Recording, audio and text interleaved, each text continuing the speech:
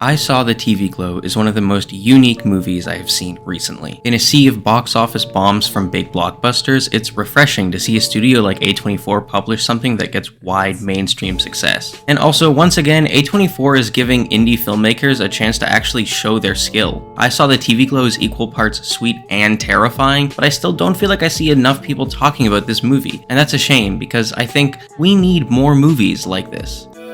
Hey, you Casanova. The use of color in I Saw the TV Glow tells the sad story of gender dysphoria through Owen. In a sometimes subtle and sometimes not so subtle way, the movie's choice of color in relation to Owen tell us as the audience exactly what the character is feeling like in regards to their gender identity. The scene with Owen and the big parachute is pretty obvious. The colors of the parachute directly being the colors that are present on the trans flag, but moving forward, the motif of color in relation to Owen is carried all throughout the movie. Take this first scene, for example, where Owen meets Maddie. The predominant light source of this entire scene is this large, pink, glowing Minute Maid vending machine, but Owen's back is turned from it, showing that behind the wall of this outwardly presented traditional masculinity is a much more feminine inside. Even more than this though, the pink of Owen's identity stands out heavily against the all-black background, the pink of the Minute Maid vending machine sticking out like a sore thumb. While on the other side sits Maggie with her back to the other vending machine. She blends in a way that Owen does not. Maddie is able to blend in with the rest of society and able to be unnoticed due to her outward appearance matching her gender identity. What's more, if we take an even closer look at this scene and the vending machine that Owen's against, it reveals even more hidden meanings.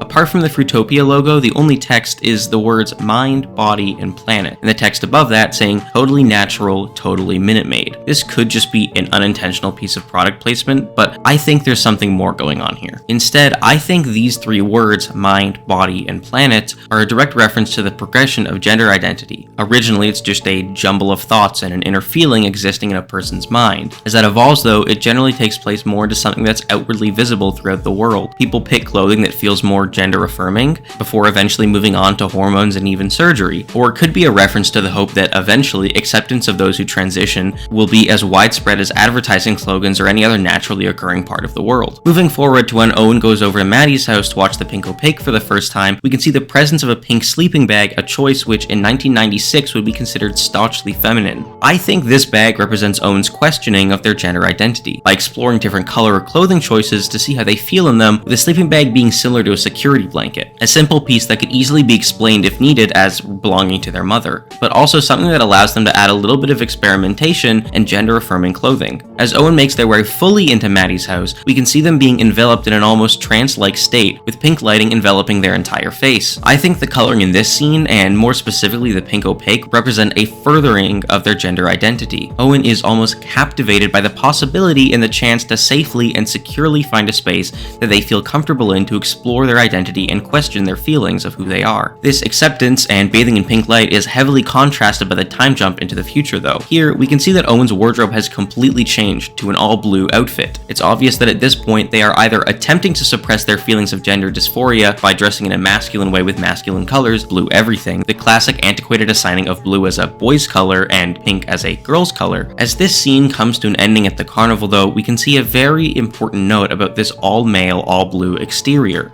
It's fragile, the cotton candy serving as a representation of Owen's outward masculinity, easily able to crumble and dissolve away to reveal a hollow emptiness inside. As we move forward to the gorgeously long one take with the episode titles of the pink opaque, it serves as a representation of Owen going through high school. It's not just a clever way of telling us that time is passing with a number of tapes. We can see at one point that Owen gets to a blue-colored hallway with a janitor washing the floor. This hallway represents the path that Owen is expected to take. Instead, however, Owen takes a sharp left turn. The camera holds on the janitor for just a moment too long, showing us that while in this moment Owen is probably sure that they aren't a boy, there is still a place for this traditional identity in their life. The hallway is close to them at this point, but it's only temporary. This showing of the janitor could also be a reference to the very end of the film where we see Owen working in a dead-end job, unhappy with their life. As Owen makes their way into another hallway, however, that's colored pink, we see that they stand up taller and seem more confident, showing that they're more comfortable when they're able to explore their gender identity as being female. More confident in the pink female hallway than in the blue traditionally masculine one. The dark room being labeled as safe to enter shows us that while this pink hallway isn't all that long, there is a safe space for Owen when watching the pink opaque. They can explore their identity without fearing judgment or harassment. We can see this confidence that Owen begins to build coming back even further in the next following scene with Maddie on the bleachers, where Owen is now wearing a bright pink sweater, no longer content with small touches of outward femininity, but now able to be fully confident in themselves enough to present it in a way that is closer aligning with their gender. If we once again break down things simplistically, with blue referring to Owen's path down life if they reject their feelings of gender dysphoria and suppress them, and pink representing Owen's happier path accepting their identity as female, the janitor in the dark blue hallway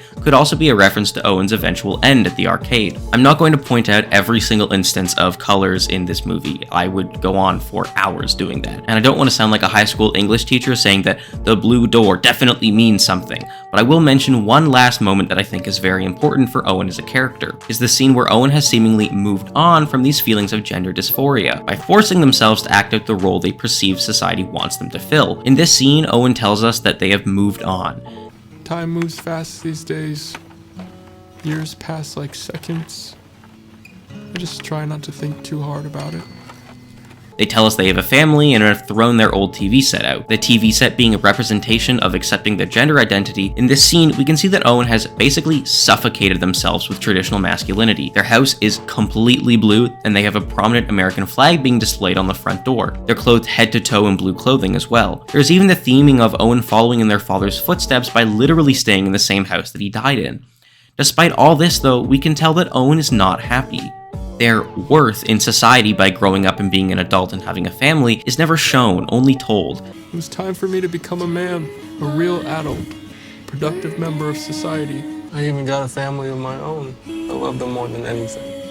We see no proof that Owen actually does have a family or that they contribute in a meaningful way to society. After all, they're still working this dead-end job and they don't actually seem any happier or like they're contributing to society any more than they were 10 years ago. We never see their family at all, and we can tell that Owen still has trouble sleeping, most likely a trauma response from the strict control over their bedtime that was placed on them by their parents when they were a kid. After all of this seeming maturity, Owen is still stuck in the past, unable to let go of their childhood. They work in places which see large amounts of children and are devoted to happiness, but Owen isn't happy, watching the pink opaque late at night, wondering what their life could have been like. But in their mind, their gender dysphoria was nothing more than silly childlike confusion. Similar to now, they view the pink opaque as not this deep, incredibly meaningful TV show, but cheesy and campy and kind of lame in all honesty. Hey, you Casanova. I've seen a lot of theories based around what the pink opaque actually represents, but to me, the pink opaque represents an idyllic utopia that Owen hopes to one day inhabit. There is a lot of talk throughout this movie of Owen being like Isabel, while Maddie is more like Tara. And even after the first time that we see Owen and Maddie watch the pink opaque, there's a cross dissolve from Owen walking home from Maddie's place to Isabel making her way through in the TV show. The pink opaque at this point has a chokehold on both Maddie and Owen. Isabel and Tara communicating through the psychic plane and fighting the forces of evil is how Owen hopes to one day be, confident in their gender identity and able to be fully 100% satisfied with not just their gender identity, but also their purpose in life. We hear earlier on that Owen feels empty inside, and the end of the movie shows a static inside them. The pink opaque fills that void. Even the walkthrough in Void High School, or VHS, the frame is constantly filled with episode titles of the pink opaque. Pink opaque is the only place that Owen and Maddie feel safe. The real world is harsh and oh so mean, but the world of the pink opaque allows them to express themselves. Suicide, self-harm, and depression are nothing more than the work of Mr. Melancholy. Conversion therapy and other drugs used to try to cure transgenderism or other LGBTQ feelings are nothing more than the effects of Luna Juice. Maddie places a lot of emphasis in her later meeting with Owen about how the lines between TV and the real life are blurred. But are you sure? Are you sure that's all it was? But while Owen aggressively denies all of this and says that it's just a TV show, Maddie seems so committed to believing that the pink opaque is real and she is living in it that she goes to the point of burying herself alive. And it kind of works.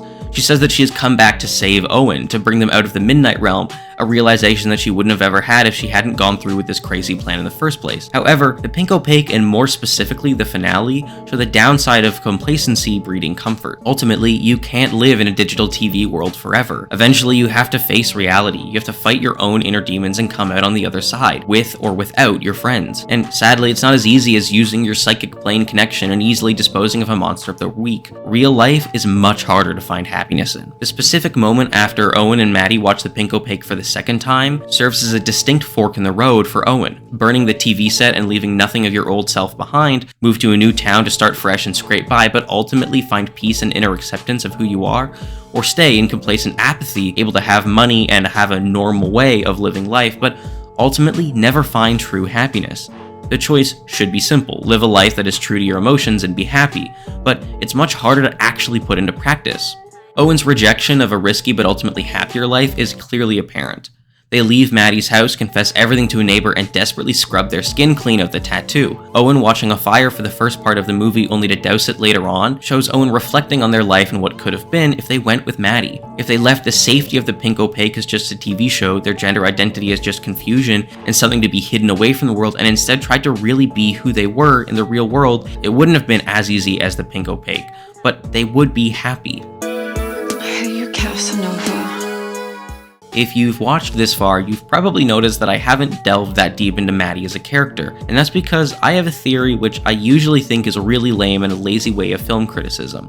Maddie isn't real. Kind of. See, I think Maddie represents Owen's alter ego, if you will, representing possibly another timeline or even a part of Owen's subconscious. It's an attempt by Owen to forcefully compartmentalize their feelings of gender dysphoria. Owen creates an alter ego by the name of Maddie, but as the movie goes on, the pink opaque serves as a force that causes these two sides to seemingly crumble and merge back into one, finding each other once again in Owen's adult life. It shows the ebb and flow that trans people go through in assuredness of their gender identity. Some days it's great, and other days it's terrible. I know. There's a good amount of evidence in this movie to show that Maddie is a real person, but given the trippy nature of the rest of the movie, I don't think the possibility can be fully ruled out. Maddie is Owen's internal voice, pushing them to accept who they really are, leave behind the life they have here, one of abuse and unhappiness, to fully explore who they are, go to a new town, change their name, and find purpose. But when we see Maddie leave town, it's Owen's mental manifestation of what could have been in another life. Owen views that night as the one chance that they had to leave it all behind and find a new meaning in life.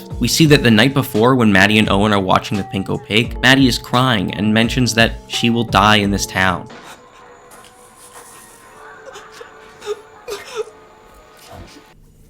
I'll die if I stay here.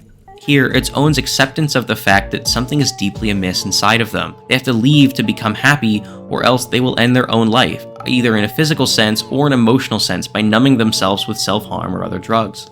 When Maddie comes back, it's even more of Owen wondering what their purpose is in life. Maddie is still pushing Owen, trying to get them to see the true extent of how they are doing themselves a disservice by not living as their true identity. Maddie's departure and subsequent talk of the years passed by is Owen's subconscious pulling at all parts of their mind. Owen's disagreement with Maddie in the bar is the two parts of Owen fighting against each other, with Maddie trying to get Owen to accept their identity and Owen pushing back against it. The mention of Maddie working at Build-A-Bear is something I found especially interesting. I Build-A-Bear, filling the dolls up with stuffing. I'd got out of that town. That place I knew would kill me if I stayed. I think the inclusion of it goes to show that life is never going to be perfect. Maddie did not run away and immediately find a great high-paying job and a full acceptance of herself, but ultimately she is happier. Maddie may still struggle with feelings of confusion and potentially suicidal thoughts with the mention of getting someone to bury her alive, but that doesn't mean that Maddie failed. On the contrary, it seems like Maddie took a chance and in the end it worked out. They've come back to Owen to try to get them to accept their identity and bring them back with them. The mention of years going by too fast before they know it, and being older, a stark reminder that our time on this earth, and Owen's time on this earth, is limited. Owen keeps trying to avoid or cure something that ultimately cannot be cured. Maddie has been a part of Owen's life ever since they were in 7th grade, and it doesn't just go away. Maddie mentions having to go back to season 6 before the show is cancelled to save Owen. I was finally me again. And it was the season 6 premiere. I tried looking for you, but Mr. Melancholy had covered his tracks too well. I think the season finale, where Isabel gets filled with Luna juice and buried alive, is the last hope of Owen accepting their gender identity dying. It's not just a feeling, it's an entire other person that Owen is effectively killing. Mr. Melancholy in the show, and the dark sinister ending where ultimately Mr. Melancholy wins in the finale of season 6, refers to the high amount of queer people who ultimately suffer from depression or other mental illness. It could even be the disproportionately higher rates of suicide among queer teens. We can see in another scene that Owen tries to crawl into the pink opaque, as Mr. Melancholy is talking about letting their poison take hold. Don't fight it. Let my poison like it's magic. I think this moment represents a suicide attempt. Owen sees no way out of their gender dysphoria apart from ending their own life. And he tries to help Owen, but ultimately it's too late. There's nothing more for them to do. The time they have on Earth is finite, and sadly, Owen has made the wrong choice on their path in life, doomed to forever be unhappy, with their true feelings buried alive. Hey, you Casanova. This movie is both deeply complex in some regards and also incredibly simple. And because of that and the ever-changing language we use in this day to describe things, I'm sure many people have different interpretations of certain scenes or meanings behind them. I don't think I Saw the TV Glow is a perfect movie. I think some lines are pretty cheesy. I pissed and I shit my pants. And then surprise, surprise, 11th grade comes around and suddenly it's been her lifelong dream to join the cheer squad. And I don't really love the musical acts partway through, and I think that at times the inner story of the movie is pushed aside more for the overall theming and message, but ultimately I also think we need more indie movies like this. Movies that allow individual directors and writers to get the chance to tell stories that are deeply personal to them. This is ultimately a movie that I believe can be enjoyed by any audience, queer or otherwise. Even if you want to throw out all of the trans meanings behind this movie, I still think you can view it as an existential nature of our existence and what we do with our lives. Please feel free to leave your comments below on theories or thoughts you have on this video and the movie in general. I've also linked some resources below that you can use if you are having bad thoughts or feelings that you want to talk to somebody about. I know it's not much, but it's about all I can do behind this digital screen. Thank you once again for watching, and if you enjoyed this movie, consider subscribing. It helps me out a lot, and I'm trying to get to 1,000 subscribers by the end of this year. Bye bye!